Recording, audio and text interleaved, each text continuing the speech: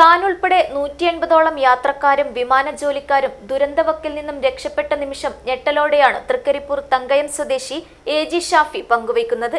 മലേഷ്യയിലെ ക്വാലാലംപൂരിൽ നിന്ന് കൊച്ചിയിലേക്കുള്ള വിമാനയാത്രക്കിടയിൽ യുവാവിന്റെ പരാക്രമമാണ് സംഭവത്തിനാധാരം. KCN exclusive.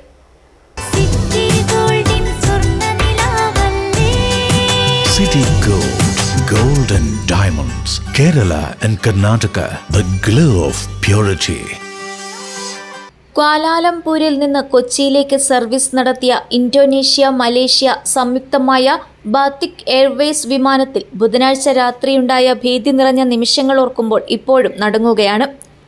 പിറകിൽ നിന്ന് പെട്ടെന്ന് നിലവിളി കേട്ടു. തിരിഞ്ഞു നോക്കുമ്പോൾ വിമാനത്തിന്റെ എമർജൻസി വാതിലിനടുത്തുള്ള ജനാലയുടെ ചില്ല് തകർന്നു കിടക്കുന്നു.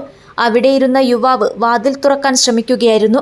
ആ കാഴ്ച മറക്കാനാവുന്നില്ലെന്ന് മലേഷ്യയിൽ ഹോട്ടൽ വ്യവസായിയായി 2 പതിറ്റാണ്ടായി പ്രവർത്തിച്ചു വരുന്ന തങ്കയം സ്വദേശി AG ഷാഫി പറഞ്ഞു.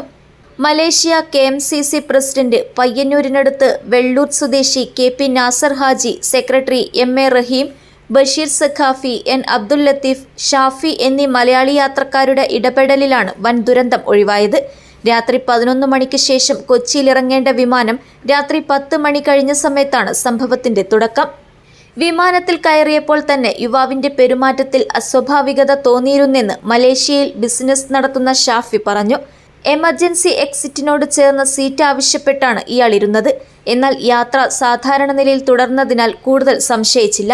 കൊച്ചിയിലെത്താൻ 1.5 മണിക്കൂറോളം ബാക്കിയിരിക്കെയാണ് വിമാനത്തിനുള്ളിൽ പെട്ടെന്ന് ബഹളം ഉയർന്നത്.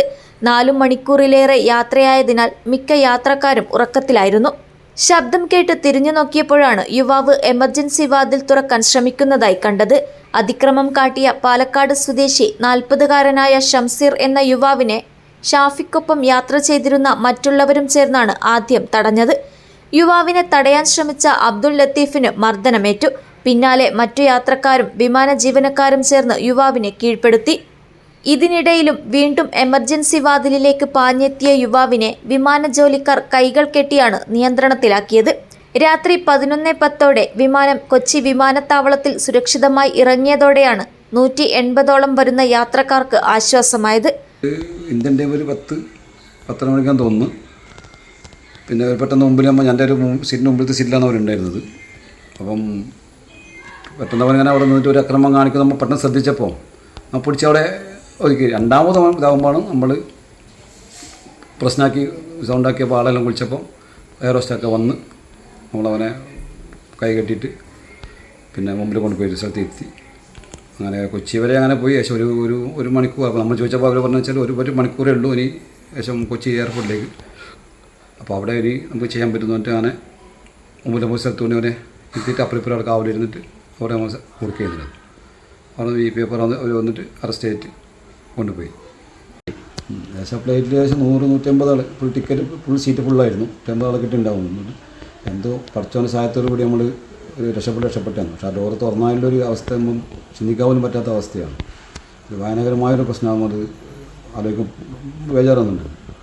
അപ്പോൾ പഠിച്ചവൻ്റെ സഹായത്തോടെ എന്തോ അള്ളാഹുവിൻ്റെ ഇതുകൊണ്ട് രക്ഷപ്പെട്ട് അൽഹംദുലില്ലാഹ്. ഉറുമീസ്, തൃക്കരിപ്പൂർ ന്യൂസ് ബ്യൂറോ, ചെറുവത്തൂർ.